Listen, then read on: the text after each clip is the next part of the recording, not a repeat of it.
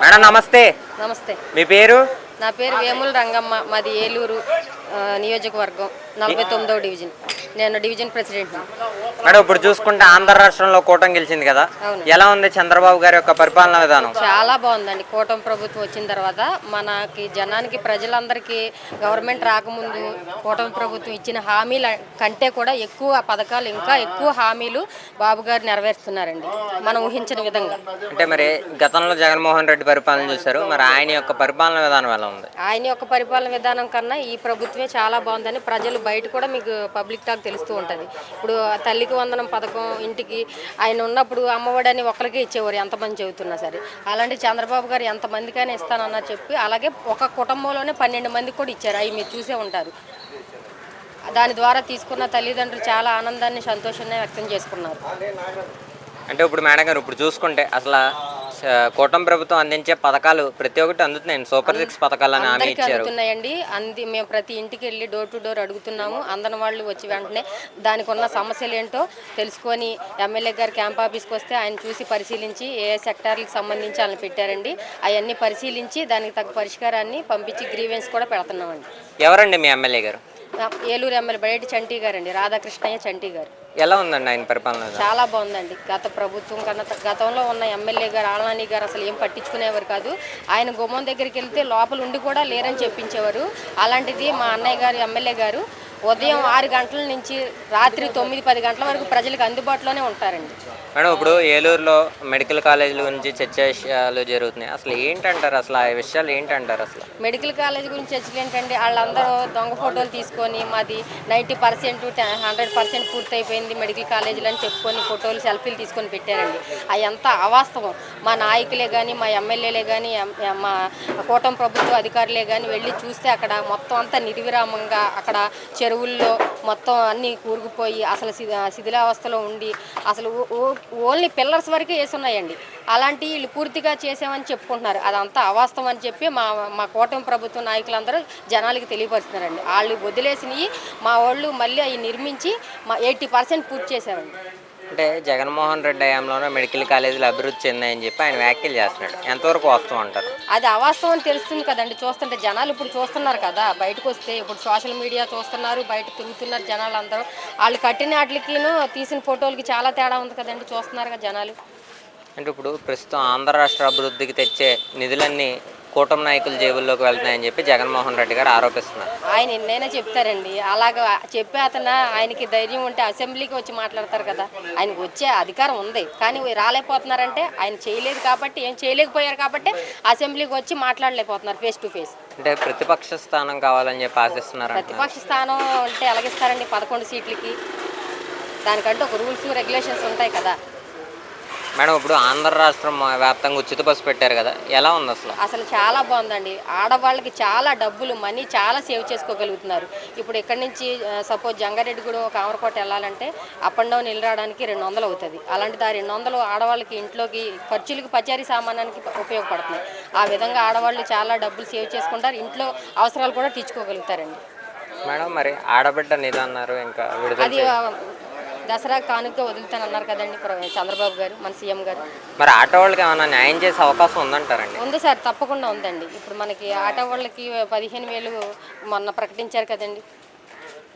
Madam ఇప్పుడు చూసుకుంటే అసలు ఫైనల్గా గతంలో జగన్మోహన్ రెడ్డి గారి హయాంలోనే కానీ ఇప్పుడు కూటమి ప్రభుత్వం హయాంలో కానీ మహిళల పట్ల రక్షణ ఏ ప్రభుత్వంలో ఉందని మీరు అనుకుంటున్నారు? అసలు కూటమి ప్రభుత్వంలోనే ఉందండి రక్షణ మహిళలకు. అప్పుడు ఉన్నప్పుడు మహిళలకి ఏంటి, మగవాళ్ళు ఏంటి, ఎన్నో హత్యలు, ఎన్నో మానభంగాలు ఎన్నో జరిగాయి. అలాంటిది ఇప్పుడు కూటమి ప్రభుత్వం వచ్చిన తర్వాత చాలా శాంతియుతంగా ఉంది. ఎవరు రోడ్లెక్కి ధర్నాలు చేసే పరిస్థితి ఏం లేదు. చంపేశారని లేకపోతే మర్డర్లు చేశారు, మానభంగాలు చేశారని అంత ప్రశాంతంగా సవ్యంగానే జరుగుతుందండి. Okay madam, thank you. ప్రస్తుతం ఈ యొక్క కూటమి ఎమ్మెల్యే గారు ఎవరు? మీ కూటమి యొక్క ఎమ్మెల్యే గారు ఏలూరా? ఏలూరు బడేటి రాధాకృష్ణ గారండి, చంటన్న గారు. ఎలా ఉంది సార్ ఆయన పరిపాలన? ఆయన పరిపాలన చాలా బాగుందండి. ఎందుకంటే మేము ఎలక్షన్ క్యాంపెయిన్ చేసేటప్పుడు అన్నగారు మాకు ఒకటే చెప్పారు, నన్ను మీరు నెగ్గించండి, ప్రజలందరికీ నేను న్యాయం చేస్తానన్నారు. ఈ రోజున అలాగే చేస్తూ ఉన్నారు. ఎందుకంటే ఆయన ఉదయం 6 గంటల నుంచి క్యాంప్ ఆఫీస్లో ఉంటారు, ఏదైనా క్లిష్టమైనటువంటి సమస్యలు వస్తే ఇంటి దగ్గర మాట్లాడతారు, ఇంటికి వచ్చిన వాళ్ళని రిసీవ్ చేసుకుంటారు, ప్రజల్లో ఉంటున్నారు, అభివృద్ధి కార్యక్రమాలు చేస్తున్నారు, రోడ్లు శంకుస్థాపనలు చేస్తున్నారు. ఎవరికైనా సరే పెళ్ళని ఇంకో కార్యక్రమాన్ని ఏది చెప్పినా ఆయన వెంటనే ఆ కార్యక్రమానికి అటెండ్ అవుతారు, ఆయన దీవెనలు ఇస్తారు. ఆయన ఎప్పుడు కూడా చల్లగా ఉండాలి, ఆయన ఎప్పుడూ కూడా ఆయన వెంట మేము ఉంటాము.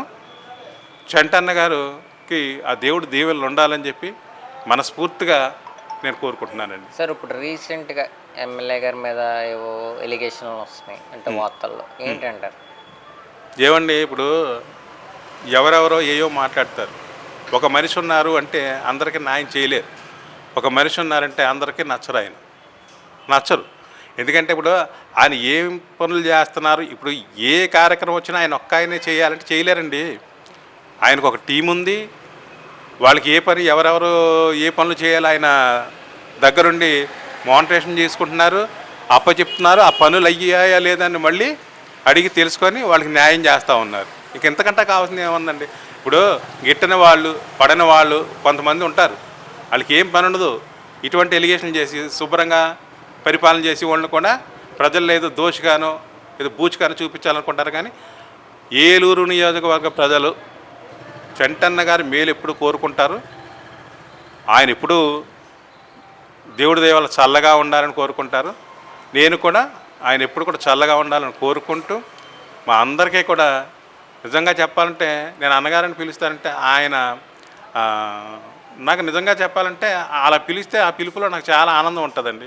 సొంత బ్రదర్ లాగా నాకు అనిపిస్తూ ఉంటుంది. ఇంకంతకంటే కావాల్సిందే ఉందండి.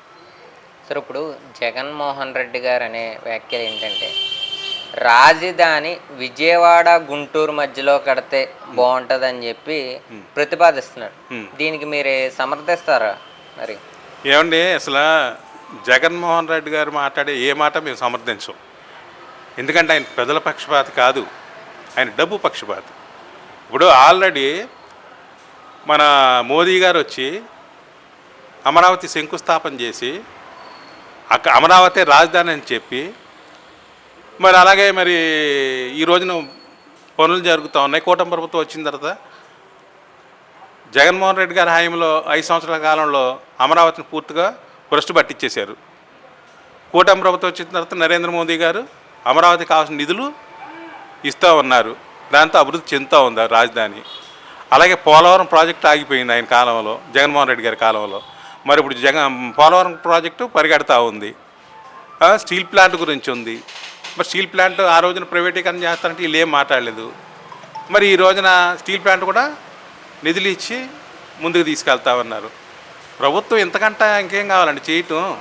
ఇప్పుడు కూటమి ప్రభుత్వం అన్ని విధాల ప్రజల సంక్షేమం కానీ లేకపోతే అభివృద్ధి పనులు కానీ చక్కగా రెండు కళ్ళలాగా చూసుకుంటూ ముందుకు తీసుకెళ్తూ ఉంటే వీళ్ళేమో కళ్ళు ఉండి కూడా చూడలేకుండా ఉన్నారంటే ఏదో నిందలేయాలి కూటమి ప్రభుత్వం మీద తప్ప వీళ్ళకి వేరే పని లేదు, ఆలోచన లేదండి. సార్ ఇప్పటికిప్పుడు రీఎలక్షన్ జరిగితే వైసీపీ అధికారంలోకి వస్తుంది అంటారా, కూటమి ప్రభుత్వం అధికారంలోకి వస్తుందంట? అలా వైఎస్ఆర్సీపీని మర్చిపోవటం మంచిదండి. వైఎస్ఆర్సీపీ అనేదాన్ని మర్చిపోవటం మంచిది. ఎందుకంటే ఇందాక కూడా చెప్పాను నేను, రాబోయే రోజుల్లో కూటమి ప్రభుత్వం అనేదే ఉంటుంది ఆంధ్రప్రదేశ్కి. ఎందుకంటే ఇప్పుడు వాళ్ళు చేసే అభివృద్ధి కార్యక్రమాలు కానీ వాళ్ళు చేసే సంక్షేమ కార్యక్రమాలు కానీ చూసే ప్రజలు కూటమి ప్రభుత్వం రావాలని చెప్పి కోరుకుంటున్నారు. అటువంటి ఇక్కడ వైఎస్ఆర్సీపీ ఏమవుతుంది? అదే ఈ వైఎస్ఆర్సీపీ వాళ్ళు ఏంటంటే వీళ్ళు డబ్బులు కొట్టుకోవడానికి తప్ప వీళ్ళకి వేరే ఆలోచనలే, ప్రజల గురించి ఆలోచించే అసలు మనసు కూడా వీళ్ళకి లేదని చెప్పి మేము తెలియజేసుకుంటాం. Okay sir, thank you.